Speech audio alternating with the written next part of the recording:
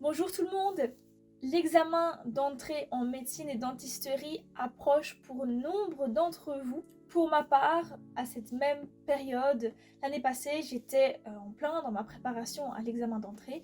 Si vous n'avez pas encore commencé, pas de panique. Et pour ceux qui ont déjà commencé, c'est super, mais chacun a son rythme de toute façon. Certaines personnes ne vont pas commencer à se préparer maintenant, d'autres préfèrent commencer à se préparer maintenant. Tant que ça vous permet de réussir, je pense que ça convient à tout le monde. Quoi qu'il en soit, ce n'est pas vraiment le sujet de cette vidéo. J'ai voulu tourner cette vidéo pour vous donner des astuces sur l'examen d'entrée parce que, certes, dans mes vidéos, je répands quelques astuces, mais je ne pense pas avoir déjà vraiment fait un bilan, en quelque sorte, de ce qui m'avait potentiellement vraiment permis de réussir, outre mes habitudes d'études, je veux dire vraiment par rapport à la préparation, par rapport à la manière d'étudier la matière. En fait, je vais un peu vous dire ce que j'aurais moi aimé entendre quand je faisais ma préparation à l'examen d'entrée, donc toutes ces petites astuces. Il faut savoir qu'à l'époque, quand je préparais mon examen d'entrée, je dis à l'époque comme si c'était il y a très longtemps, mais c'était seulement il y a 1 an pour moi, mais quand je cherchais sur YouTube des astuces pour l'examen d'entrée, je ne trouvais rien, ou quasiment rien. Et pourquoi j'avais créé cette chaîne YouTube à l'époque ? C'est parce que moi-même, je n'avais pas trouvé de contenu qui me convenait pour l'examen d'entrée. Bon, au moment où j'ai créé ma chaîne YouTube, il existait déjà la chaîne de Medbaïcha, il existait également la chaîne de Sweetline, maintenant est étudiante en pharmacie. Et donc moi personnellement, avant, donc à l'époque de nouveau il y a 1 an, je n'avais pas vraiment trouvé encore quelque chose qui me donnait suffisamment d'astuces. Donc certes, il y avait quelques vidéos sur des astuces, mais il n'y avait pas encore suffisamment pour que je puisse écouter les voix de plusieurs personnes. Et donc j'ai décidé moi-même maintenant d'apporter ma pierre à l'édifice et de vous proposer ici une vidéo avec mes astuces personnelles, ce que j'aurais moi aimé entendre avant de commencer ma préparation ou pendant ma préparation à l'examen d'entrée.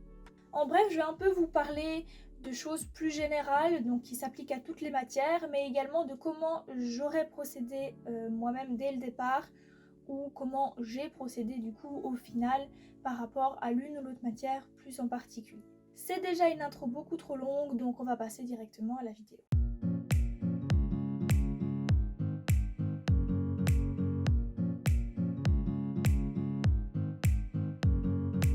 La première chose qui peut sembler logique, mais en même temps je pense que beaucoup d'élèves tombent dans le piège, et j'ai moi-même été prise au piège un peu au début par cette manière de penser, mais on vous dit souvent qu'il faut refaire les exercices et c'est complètement vrai.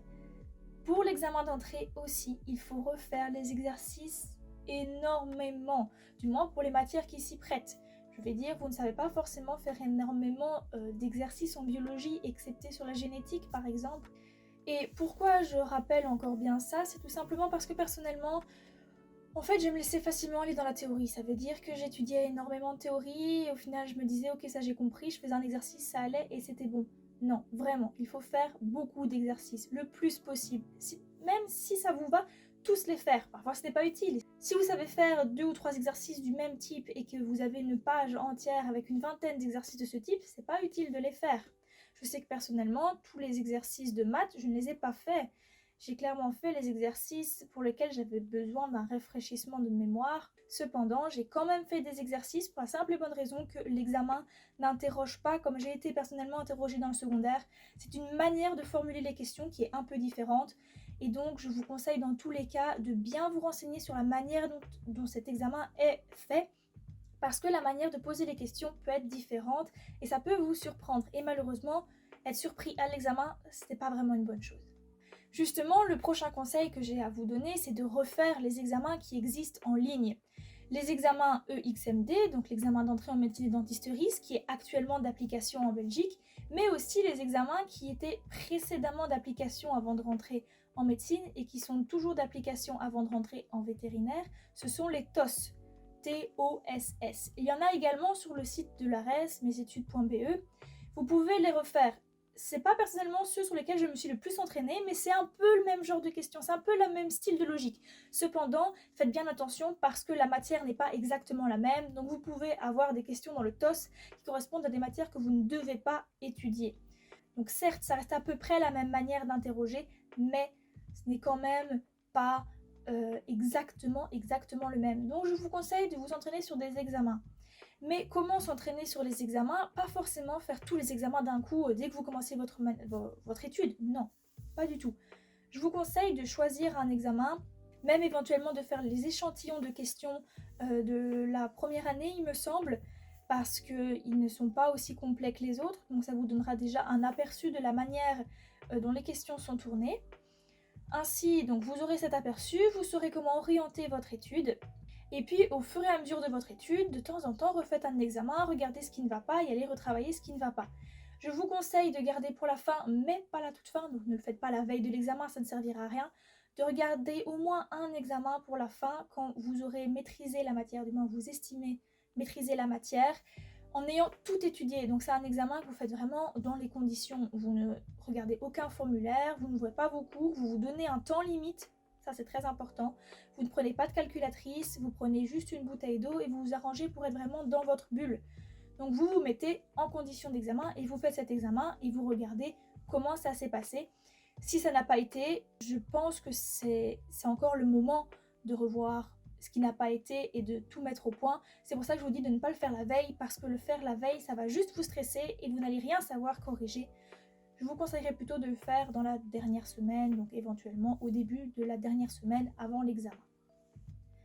Ensuite, ne laissez aucune faille. Je pense que c'est une des raisons pour lesquelles j'avais personnellement raté mon examen la toute première fois. Donc de nouveau, si vous n'avez pas vu la vidéo, j'ai repassé l'examen 2 fois parce que oui, je l'ai raté la première fois. Il me manquait 0,44 points en chimie, donc j'ai eu 7,56 sur 20 en chimie, sachant qu'il faut 8 sur 20 dans chaque matière pour réussir. Donc j'étais déçue, surtout d'avoir raté de vraiment si peu, c'est même pas un demi-point. Mais j'avais quand même raté, donc c'est qu'il y avait quand même quelque chose à améliorer, clairement. Donc j'ai travaillé pour améliorer. Je ne vais pas vous dire que j'ai su me remettre au travail absolument tout de suite. La première semaine a été assez difficile après l'annonce des résultats. Mais tout ça, je pense que je l'ai déjà expliqué dans une vidéo. Donc je vous mettrai la vidéo dans le point info. Quoi qu'il en soit, je me suis quand même remise au travail. Et ce que j'ai remarqué, c'est que j'avais laissé beaucoup de failles. En fait, ce qui s'était passé la première fois que je me suis mise à étudier l'examen, donc pour la session de juillet, pour l'examen de juillet, c'est que quand je croisais un exercice difficile, j'essayais de le résoudre, mais je me disais toujours il est difficile, donc c'est pas vraiment grave si ça ne va pas tout de suite. Le souci, c'est que je me suis dit ça jusqu'au dernier moment. Et donc forcément, quand je suis arrivée à l'examen, si je tombais sur des exercices qui étaient un peu plus tordus, je pouvais pas être sûre de moi et j'hésitais trop, ça me faisait perdre trop de temps. Et au final, je répondais pas forcément les bonnes réponses, je m'étais pas assez habituée, j'avais laissé trop de failles en fait. J'avais été trop indulgente envers moi-même. Alors je dis pas qu'il faut être absolument atroce envers soi-même et ne rien ne se pardonner au niveau de ses erreurs, c'est pas du tout ce que je dis. Ce que je dis, c'est que c'est un examen qui ne va pas vous pardonner. Donc, essayez de vous contrôler, d'avoir vraiment une autodiscipline. Et quand vous étudiez, s'il y a quelque chose que vous ne savez pas faire, vous n'êtes pas obligé de savoir le maîtriser tout de suite à l'instant et fermer votre cours et aller revoir cette partie-là. Non, mais notez-le quelque part et revoyez-le. Vraiment, il faut essayer de laisser le moins de failles possible. Et le prochain conseil est lié, posez des questions, posez vraiment toutes vos questions. Et c'est pour ça que je vous conseille d'avoir des cours préparatoires. Et si vous ne pouvez pas, essayez d'avoir un prof particulier. Et si vous ne pouvez pas non plus, demandez à vos professeurs à l'école. Essayez vraiment d'avoir quelqu'un à qui vous pouvez poser vos questions. Parce que vous allez certainement en avoir. C'est pas anormal de devoir poser des questions, loin de là. Et justement, essayez de combler ces failles, posez vos questions, mettez tout en œuvre pour réussir à avoir le plus de connaissances possible le jour de l'examen. Maintenant, on va peut-être un peu plus se plonger dans les conseils qui sont rapport à chaque matière séparément. Et je vais commencer par la biologie. Pour la biologie, clairement, c'est de la théorie. Essayez d'emmagasiner un maximum de connaissances. Essayez de retenir un maximum de détails. Soyez curieux sur la biologie aussi, parce que il arrive dans certains examens que des questions soient posées alors qu'elles n'avaient jamais été posées avant, et donc ce n'est pas dans vos syllabies de cours préparatoires si vous en suivez, ou c'est pas dans la matière que vous avez pu observer dans les précédents examens. Donc vraiment, soyez curieux, revoyez la théorie dans tous les sens. Et pour la génétique, n'hésitez vraiment pas à redessiner, à faire des schémas vous-même, à discuter, à faire des mini-synthèses. Là, c'est principalement de la théorie, donc certes, il faut s'entraîner sur l'examen, mais c'est vraiment de la théorie quasiment pure. Bien entendu, ce n'est pas de la théorie à restituer bêtement, il y a une partie de théorie à simplement restituer, mais c'est quand même de la théorie à comprendre, la biologie, comme 90% de la théorie, j'ai envie de dire.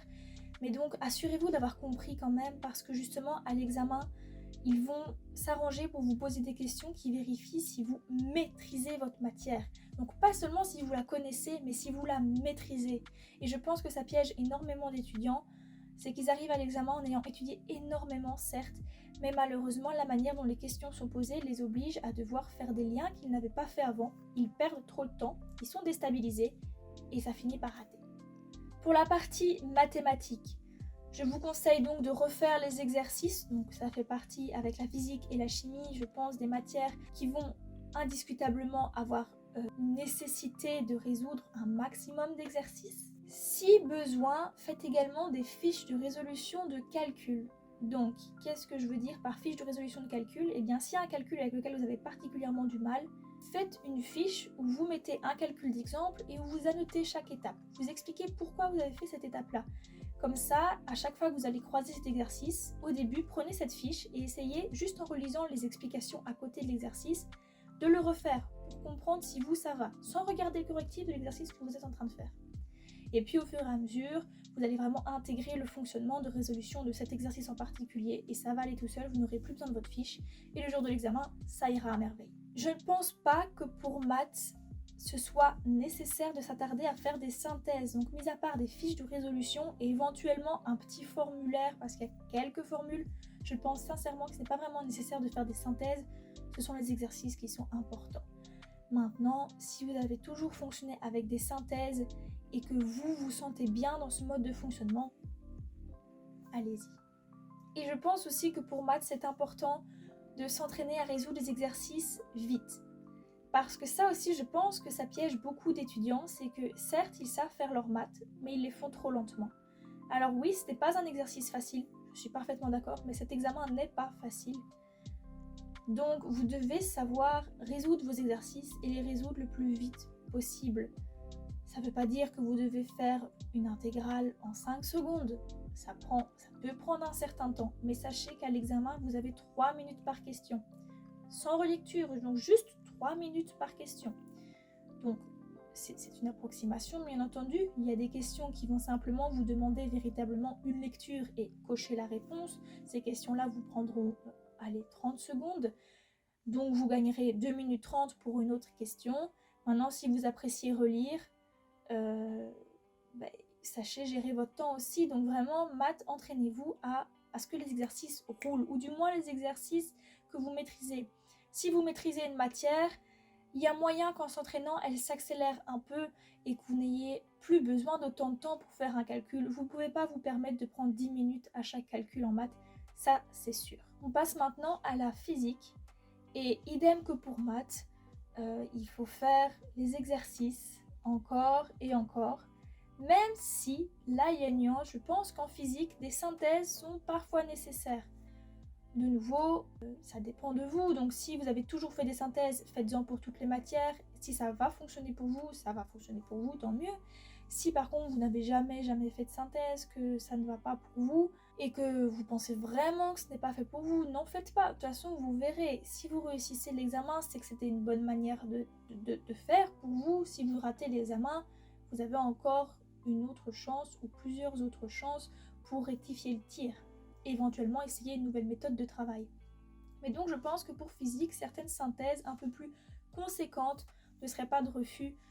Donc il y a quand même plus de matière qui demandent à éclaircir vraiment tous les points pour s'assurer d'avoir tout compris, pour pouvoir faire les exercices justement. N'hésitez pas à apprendre par cœur certaines formules que vous pourriez normalement retrouver. Donc il y a plein de formules en physique et vous pouvez en créer certaines à partir d'autres formules. Donc peut-être que dans le secondaire, c'est ce que vous faisiez, vous appreniez 2 ou 3 formules et vous saviez retrouver toutes les autres.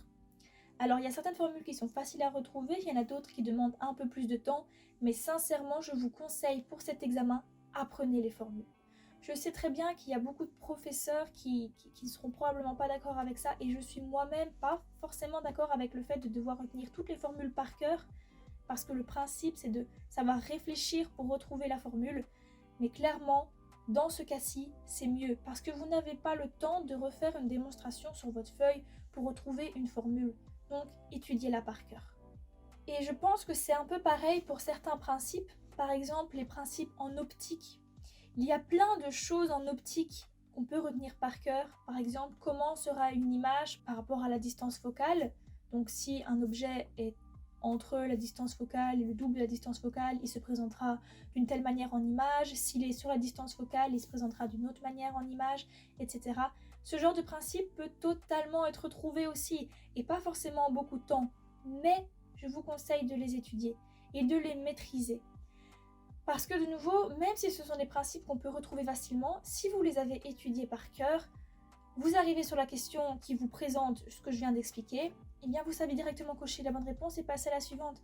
Ça fera donc partie des questions auxquelles vous n'aurez besoin que de 30 secondes pour répondre et non plus 2 minutes, le temps de refaire votre petit dessin, redire ah oui si ça va là, ça va se rapprocher, ça va vous faire gagner du temps et le temps est très précieux à cet examen.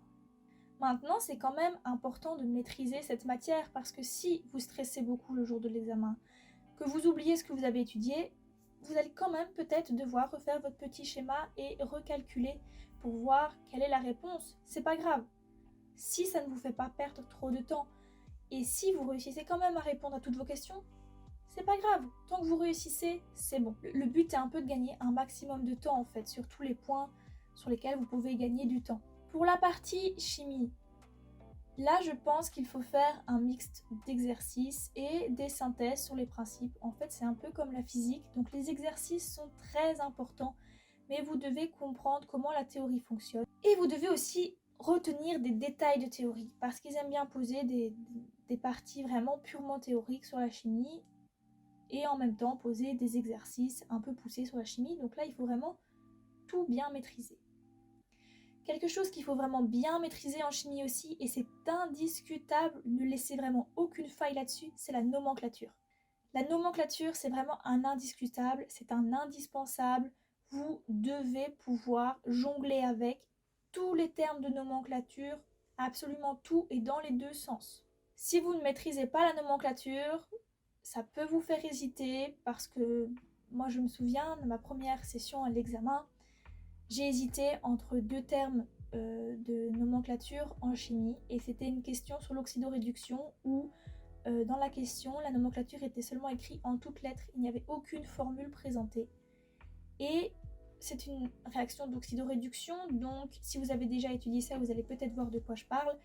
Selon la nomenclature qui va être utilisée, ça peut complètement changer le nombre d'oxydation de l'élément, puisque je me serais trompée de bonne manière d'écrire l'élément en soi. Donc vraiment la nomenclature, ne la laissez pas tomber, ne laissez aucune faille. Et pareil, comme pour le reste, il faut s'entraîner sur la vitesse de résolution des exercices aussi. Alors certes, certains exercices comme les oxydoréductions peuvent prendre un peu plus de temps, mais de nouveau, entraînez-vous à gagner un maximum de temps sur tous les autres petits exercices que vous maîtrisez, parce que le temps est très précieux.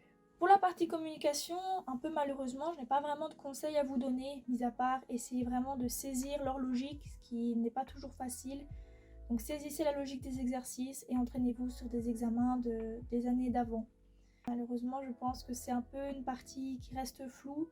Même moi, en l'ayant passé, je suis sincèrement pas sûre que je pourrais réussir cette partie si j'avais repassé l'examen pour les 5 prochaines années. Je n'en sais rien. Maintenant, personnellement, j'avais réussi petite communication pour mes 2 examens, mais ça reste quand même une partie, je l'avoue, tordue et un peu floue en fait. Et ensuite, mes derniers conseils pour le jour de l'examen. Ne perdez pas de temps au début sur les questions sur lesquelles vous hésitez de trop. Donc, lisez les questions, celles auxquelles vous savez répondre, les fameuses petites questions 30 secondes, là, comme j'ai évoqué avant. Celles-là, répondez-y. Les exercices que vous considérez comme acquis, répondez-y. Mais si vous hésitez sur une question, je ne dis pas que vous ne pouvez pas la relire une deuxième fois, mais ne passez pas trop de temps dessus au début de l'examen.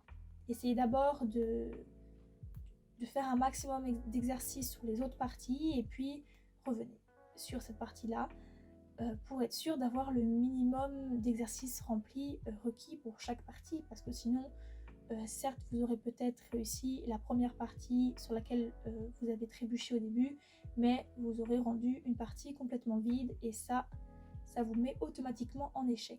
Si vous avez le temps à la fin, et je dis bien si vous avez le temps, ne le faites pas si vous êtes encore en train d'hésiter sur une page entière, je ne sais pas. Si vraiment vous avez le temps et que vous le sentez, faites une estimation de vos résultats à la fin pour savoir s'il est avantageux ou pas de donner une telle réponse. Donc en fait, c'est un examen à points négatifs. Donc si vous donnez des réponses qui au final sont mauvaises, ça va vous faire perdre des points.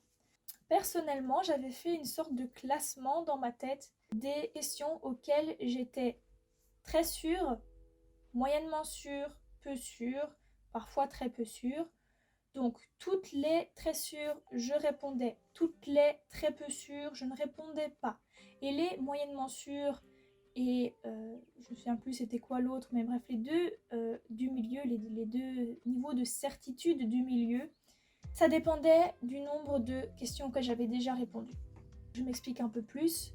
Ça veut dire que si j'avais besoin encore d'une question pour avoir le nombre de points minimum, je choisissais les deux questions moyennes. Et si j'avais besoin d'encore plus, je prenais le niveau de certitude en dessous. Donc tout se joue un peu avec un niveau de certitude. Et en comptant vos points, ça va vous permettre de savoir si placer une telle réponse alors que vous n'en êtes pas sûr peut être avantageux ou pas. S'il vous manque des points, forcément, mettez la réponse parce que sinon vous n'aurez de toute façon pas le nombre de points minimum requis et donc vous serez en échec automatiquement. Par contre, si vous avez déjà un nombre de points suffisant avec les réponses auxquelles vous êtes sûr ou presque sûr, peut-être ne prenez pas le risque, au moins si vous le passez en tant qu'examen, de répondre à la question. Si vous le passez en tant que concours, c'est encore différent. Parce que dans ce cas-là, il faut avoir le maximum de points. Donc, dans ce cas-là, il faut vraiment être sûr le plus possible de ses réponses. Mais bon, je pense que le système de niveau de sûreté, de niveau de certitude, peut quand même fonctionner. Mais à prendre un peu plus avec des pincettes éventuellement. Et je pense que du coup, c'est aussi une bonne idée, mais ne perdez pas trop de temps là-dessus dans votre préparation. Mais quand même, ça reste une bonne idée d'apprendre à faire des estimations de manière rapide. Donc, apprenez vraiment à calculer vos points et à estimer si rajouter une telle réponse serait avantageux ou pas. Conseil suivant, ne cochez pas directement vos réponses. Personnellement, j'avais tout fait sur une feuille de brouillon à part. Donc je prenais question 1, je notais 1 sur ma feuille de brouillon, je ne recopiais pas la question, on est d'accord, je notais éventuellement les infos importantes, je faisais la résolution là, je mettais la réponse, donc A, B, C, D, puisque ce sont des lettres, je l'entourais aussi, je l'encadrais pour différencier numéro 1 et réponse. Donc, question numéro 1, réponse A par exemple. J'encadrais le A, je passais à la deuxième. Et je faisais ça pour tout. Donc, ma feuille de brouillon était vraiment bien remplie. Et seulement à la fin de l'examen, pas à la toute fin, je n'attendais clairement pas les 10 dernières minutes pour faire ça. En fait, je faisais d'abord toutes les parties en entier. Puis, je passais un peu de temps sur l'exercice sur lesquels j'avais du mal. Puis, si ça bloquait encore, je remettais au propre toutes les réponses pour lesquelles j'étais sûre, je repassais un peu plus de temps sur les exercices sur lesquels j'avais encore du mal, et vers la fin de l'examen par contre, donc là dans les 10 dernières minutes éventuellement, je recopiais sur ma feuille, je m'assurais que tout était bien mis, puis je faisais une relecture pour savoir si j'avais à chaque fois coché le bon numéro, et faites bien cette relecture parce que tout décalé, malheureusement, ça ne pardonne pas. Et pourquoi je vous conseille de ne pas tout de suite mettre dans la grille? Parce que si vous vous trompez, vous allez devoir appeler un assistant pour qu'il vous donne une gommette pour cacher. Puis ça peut peut-être un peu vous perturber. Enfin, je pense vraiment que c'est pas spécialement une bonne idée de tout remettre au propre directement. Donc faites d'abord sur une feuille de brouillon, mais ne perdez quand même pas trop de temps là-dessus. Conseil suivant. Est-ce que si j'ai envie de changer ma réponse, je le fais? Si j'hésite entre deux réponses, est-ce que je change ma réponse après? Ne changez jamais votre réponse. Sauf si vous avez une excellente bonne raison de le faire. Donc si vous êtes sûr à, je vais dire, plus de 90% que l'autre réponse est la bonne, si vous êtes rendu compte que vous avez fait une erreur. Mais si c'est simplement une hésitation, ah, et si c'était ça en fait la bonne réponse, j'ai un vague souvenir, non, laissez la première réponse. Peut-être que ce n'est pas la bonne, mais souvent votre première intuition reste quand même bonne. Donc franchement, ne changez pas votre réponse et ne vous en voulez pas par la suite si ne pas avoir changé vous a fait perdre des points parce que de toute façon, peut-être qu'en fait ça aurait été une autre question, vous auriez eu mauvais en changeant et vous allez aussi vous en vouloir. Donc c'est fait, mais franchement ne changez pas sauf si vous avez une très bonne raison de le faire. Et enfin, le dernier conseil, que faire si j'hésite? Est-ce qu'il vaut mieux que je coche ou pas? Donc là, on est dans le cas où vous n'avez pas encore choisi de réponse. Vous hésitez, ça dépend. Si vous hésitez entre deux questions, enfin entre deux réponses à une question plutôt, cochez. Mais cochez seulement si ça va vous faire gagner des points. Bien entendu, si vous avez déjà le nombre de points minimum avec des réponses auxquelles vous êtes sûr, ne prenez pas le risque.